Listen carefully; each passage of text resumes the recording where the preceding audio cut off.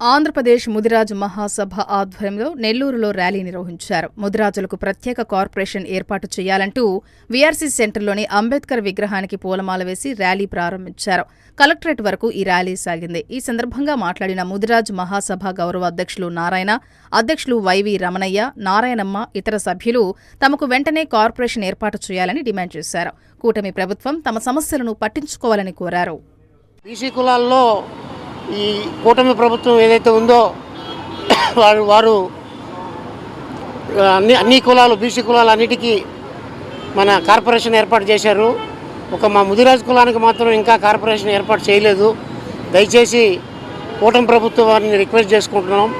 మా కార్పొరేషన్ కూడా వెంటనే రిలీజ్ చేయమని ఈ వేదిక ద్వారా మేము కలెక్టర్ గారికి విన్నవించుకుంటున్నాం, త్రూ చంద్రబాబు నాయుడు గారికి. అని ప్రభుత్వం ఏర్పడి 2 సంవత్సరాలైనా కూడా ముదిరాజులకు ఎక్కడ ఎటువంటి గుర్తింపు రాలేదు.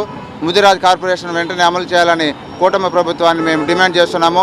మేము ముదిరాజులంటే ఎంతో దాదాపు 24 లక్షల మంది ఉన్న మన ఈ రాష్ట్రంలో ముదిరాజు కార్పొరేషన్ అమలు చేయకుండా ఇంతవరకు ప్రభుత్వం నిర్లక్ష్యం చేస్తుంది.